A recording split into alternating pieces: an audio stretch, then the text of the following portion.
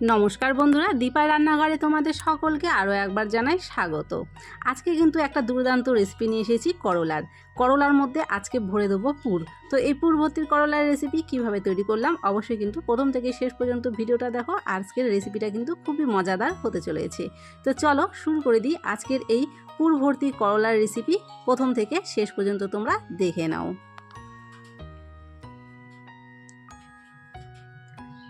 প্রথমেই এখানে আমি একটা কড়াইয়ের মধ্যে বসিয়ে দিয়েছি জলটা যখন একটু গরম হয়ে গেছে তখন এর মধ্যে দিয়ে দিলাম লবণ আর দিয়ে দিচ্ছি হলুদের গুঁড়ো। এখন এর মধ্যে ছোট বড় মিলিয়ে আমি দিয়ে দিচ্ছি 4টা করলা, মানে আমার ঘরে যে করলাগুলো ছিল সেগুলোই আমি ব্যবহার করেছি। তোমরা চাইলে করলাগুলো এক সাইজ মতো ব্যবহার করতে পারো। এখন ঢেকে দিচ্ছি। 10 মিনিট মতো টাইম নিয়ে আমি খুব ভালো করে করলাটাকে সেদ্ধ করে নিয়েছি, মানে 90% করলা কিন্তু এখানেই সেদ্ধ হয়ে গেছে। আর যেহেতু হলুদ দিয়েছিলাম সেই জন্য দেখো রঙটা কিন্তু খুব সুন্দর আছে। আর জলটা কিন্তু অনেকটাই শুকিয়ে গেছে। তোমরা কিন্তু কড়াইয়ের গায়ে লেগে থাকা দাগটা দেখেই বুঝতে পারছো। করলাটা কিন্তু এরকম অবস্থায় নামিয়ে ঠান্ডা করে নেব। করলাগুলো কিন্তু পুরোপুরি ঠান্ডা করে নিয়েছি, না হলে কিন্তু এটা রেডি করা অসুবিধা হবে। এবার একটা চামচ নিয়েছি, চামচের সাহায্যে আমি করলার মধ্যে দেখো এরকম করে প্রথমে চিড়ে নিলাম। তারপরে করলার ভেতরে যে বিচিগুলো আছে সেই বিচিগুলো সবার আগে আমাদেরকে বের করে নিতে হবে। করলাটা দেখো কতটা সুন্দর হয়ে কিন্তু সেদ্ধ হয়েছে, কত সহজেই কিন্তু দেখো করলার গাটা কেটে বিচিগুলো বের করে নেওয়া যাচ্ছে। করলাগুলো যদি তোমরা প্রথমেই ঠিকঠাক মতো সেদ্ধ করে নিতে পারো, প্রথম থেকে শেষ পর্যন্ত তোমার রেসিপিটা কিন্তু একদম পারফেক্ট হবে। আর করলা কিন্তু কোনো রকমভাবেই কাঁচা রাখা চলবে না। একই রকমভাবে কিন্তু সবগুলো করলার বিচি আমাদেরকে বের করে নিতে হবে।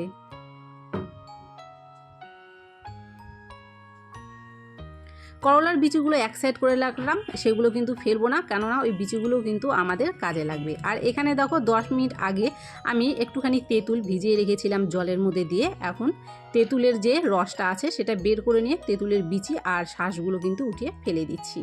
তোমরা চাইলে কিন্তু তেঁতুল যদি তোমাদের ঘরে না থাকে তাহলে এখানে আমচুর পাউডার ব্যবহার করতে পারো। তো আমার ঘরে যেহেতু তেঁতুল আছে সেই জন্য আমি তেঁতুলটাই ব্যবহার করছি। তেঁতুলের রসটাকে রেডি করে রেখে দিলাম। এবার রান্না করে নেব। কড়াইয়ে তেল দিয়ে দিলাম কালো জিরা ফোড়ন। ফোড়নটা যখন একটু ভাজা হয়ে গেছে তখন এর মধ্যে দিয়ে দিচ্ছি বেশ কিছুটা পরিমাণ পেঁয়াজ কুচি। পেঁয়াজগুলো আমি কিভাবে কেটেছি তোমরা কিন্তু দেখেই বুঝতে পারছো। পেঁয়াজটাকে একটু লাল করে ভেজে নিতে হবে। পেঁয়াজটা কিন্তু দেখো লাল করে একটু ভেজে নিয়েছি, এর থেকে বেশি কিন্তু লাল করা যাবে না। এখন এখানে কিছু মশলা দেবো। এখানে মশলার মধ্যে আছে গরম মশলার গুঁড়ো, জিরের গুঁড়ো, ধনের গুঁড়ো, হলুদের গুঁড়ো আর লঙ্কার গুঁড়ো। মশলাগুলো দিয়ে দিলাম কিছুটা পরিমাণ ধনেপাতা। সামান্য পরিমাণ একটু জল দিয়ে মশলাটাকে প্রথমে মিশিয়ে নিচ্ছি।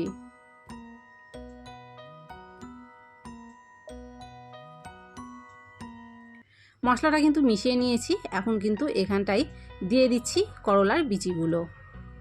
তারপরে দিয়ে দেবো স্বাদ মতো লবণ। আর যে তেঁতুলের রসটা রেডি করে রেখেছিলাম সেটাও দিয়ে দিলাম। এখন খুব ভালো করে কষিয়ে মশলাটাকে রেডি করে নেব।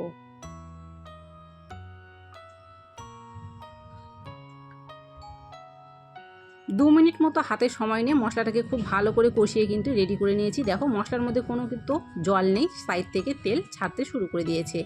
আমাদের পুরটা কিন্তু তৈরি হয়ে গেছে। এখন ঠান্ডা করে নেব।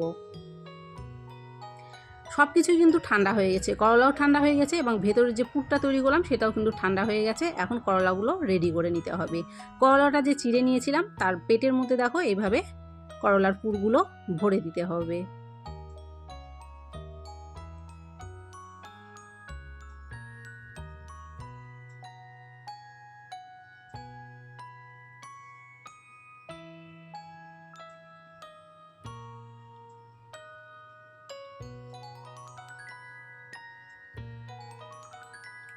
প্রত্যেকটা করলার মধ্যে কিন্তু সমানভাবে এখানে পুরগুলো আমি ভরে দিচ্ছি। আর তোমরা কিন্তু তোমাদের পছন্দ মতো এখানটায় করলা নিতে পারো, কম চাইলে কম, বেশি চাইলে বেশি।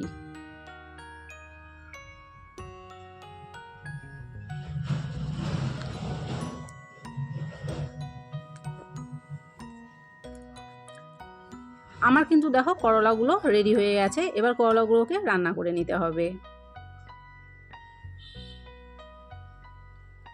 গ্যাসের উপরে একটা প্যান বসিয়ে তার মধ্যে দিয়েছি তেল। তেলটা যখন হালকা একটু গরম হয়ে গেছে তখন এর মধ্যে করলাগুলো সাজিয়ে দিচ্ছি।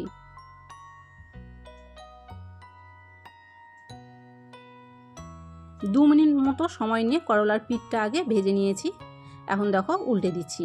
এখন কিন্তু হাত দিয়ে উল্টে দিতে হবে, কেননা এটা খন্তা দিয়ে বা চামচ দিয়ে কিন্তু উল্টাতে গেলে ভেতরের পুরগুলো বেরিয়ে যেতে পারে। সেই জন্য খুবই সাবধান বশত হাত দিয়ে কিন্তু করলাগুলোকে উল্টে দিতে হবে।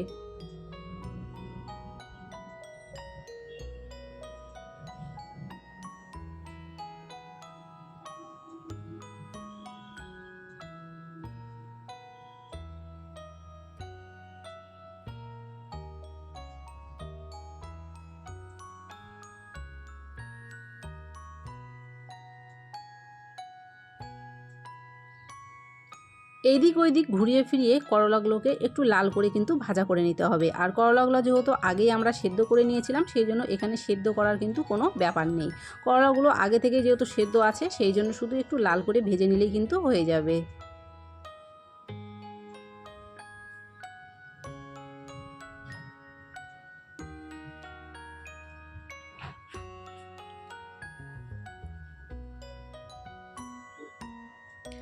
করলাগুলো কিন্তু আমার ভাজা হয়ে গেছে, করলাগুলো কিন্তু বেশ লাল হয়ে গেছে। আর এই করলাটা ভাজতে কিন্তু আমার মোটামুটি 10 মিনিট মতো সময় লেগেছে।